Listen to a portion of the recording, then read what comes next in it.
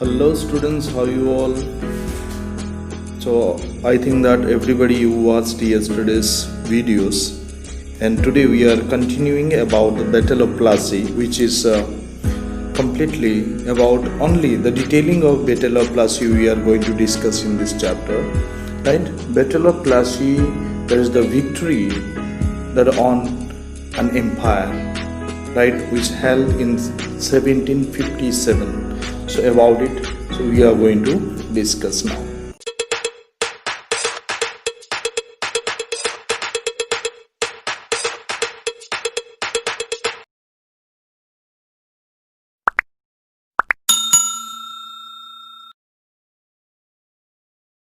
Please students look at your books, and we are in the Battle of Plassey 1756.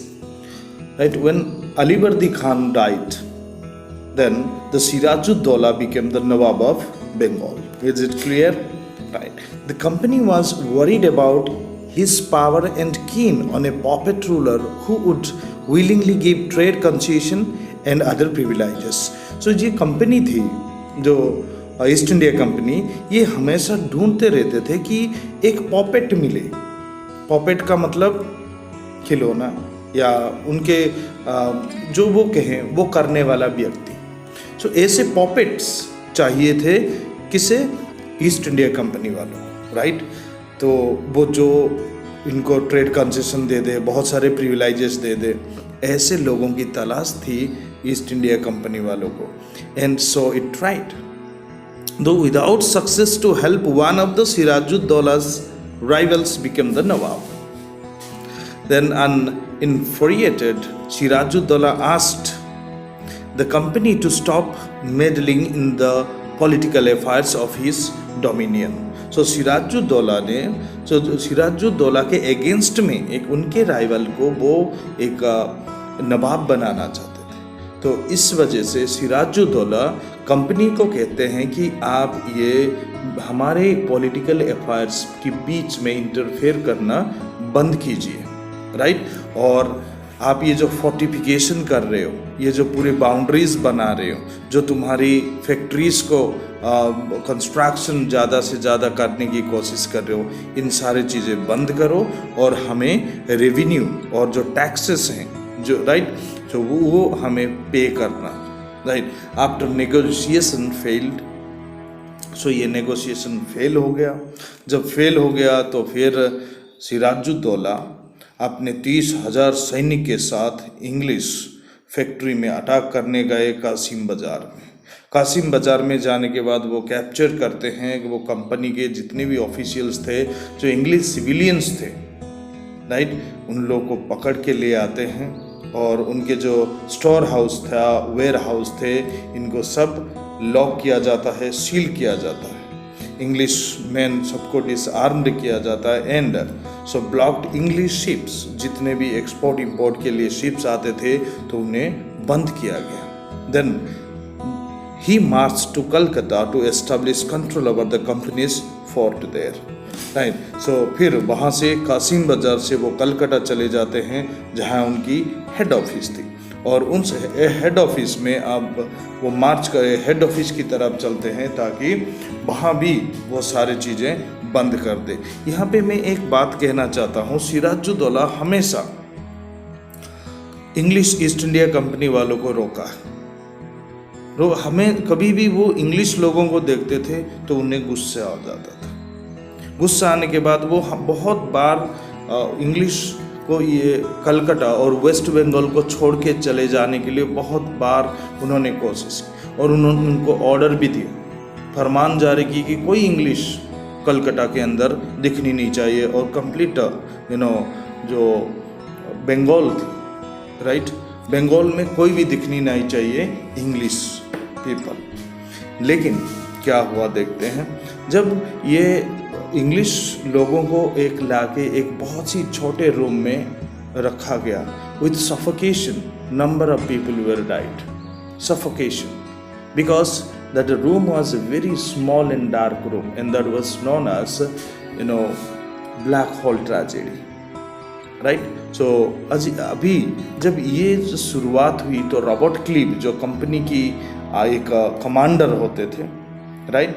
सो इनके पास ये खबर पहुंच गई, वो मद्रास में रहते थे। वो अपने फोर्स पूरी मिलिट्री लेके वो नावल मतलब जहाज से मद्रास से कलकत्ता सी वे से आ गए। जब वो आए तो वो सिराजुद्दौला को लड़ाई करने के लिए आए थे, युद्ध के लिए आए थे, लेकिन आते आते वो युद्ध नहीं किए। क्यों नहीं किए? जब वो आए तो उसके फिर वहाँ एक आदमी मिलता है उनको, उसका नाम है मीर जाफर। मीर जाफर एक सेनापति थे सिराजुद्दौला के सैनिक, जो आर्मी के अंदर, आर्मी का जो सेनापति और जो कमांडर थे वो मीर जाफर थे। अब रॉबर्ट क्लीव जब पहुंचे वेस्ट बंगाल में और बंगाल प्रोविंसेस में, तो वो पहले मीर जाफर को बुलाए। बुलाने के बाद उनके साथ बातचीत की और उनको गिफ्ट वगैरह देने की और बंगाल के नवाब बनाने की प्रॉमिस की। तो ये बात सुनने के बाद मीर जाफर ये षड्यंत्र का एक हिस्सा बना। Robert cleave directly face of और काउंटर करने के लिए आ रहे थे, लेकिन उनकी मूड बदल गई। वो कंस्पिरेसी करने लगे, षड्यंत्र करने लगे और मीर जाफर को वो पॉपेट बना दिए और मीर जाफर को उन्होंने अपने बस में लिए। फिर मीर जाफर जब वहाँ बैटल ऑफ प्लासी हुई, जब लड़ाई शुरू हुई, तो मीर जाफर तबीयत खराब के वजह से वो जा नहीं पाए, ऐसे बहाना बनाए। लेकिन बहुत सारे मीर सिराजुद्दौला को बता दिए थे, अगवा कर दिए थे, अगर आप जाओगे तो बहुत कुछ मतलब something is going to be happen very tragic. But he was not listen to anybody else. He went to fight against the Britishers, right? And later on what happened? So Sirajuddaulah was brutally killed there. The Battle of Plassey became very famous because it was the first major victory the company won in India. The first time the East India Company was on the battle and captured the completely Bengal region. पहले जो हमारी जो topic है वो from trade to territory, आए थे trade करने, business करते रहे। फिर अब जब सिराजुद्दौला को मार दिए गए, युद्ध में हराए, तो पूरी प्रोविंसेस उनके अंडर में आ गया और मीर जाफर बने नवाब। मीर जाफर जब नवाब बने तो वो किसके हाथ में रहे? ब्रिटिशर्स के हाथ में, ये ईस्ट इंडिया कंपनी के हाथ में रहे। और उसके बाद जो इंग्लिश चाहते थे, इंग्लिश ईस्ट इंडिया कंपनी जो चाहता था, मीर जाफर उन चीज़ों को करते थे। ऐसे ही करते गए और उसके बाद मीर जाफर ने जब मना कर दी कि मैं ये ऐसे काम नहीं कर सकता, तो उन्हें हटा के मीर क्वासिम की उनके जो ये थे दामाद को बिठा दिए कि ये अब नवाब बनेंगे। लेकिन मीर क्वासिम उनके अगेंस्ट में था, ब्रिटिश के अगेंस्ट में थे, राइट। सो इसमें फिर मीर क्वासिम बगावत करने लग गए इंग्लिश ईस्ट इंडिया कंपनी के अगेंस्ट में। फिर नवाब मीर क्वासिम को हटा के फिर दोबारा से मीर जाफर को ले आते हैं और रीइंस्टॉल करते हैं as a nawab of Bengal.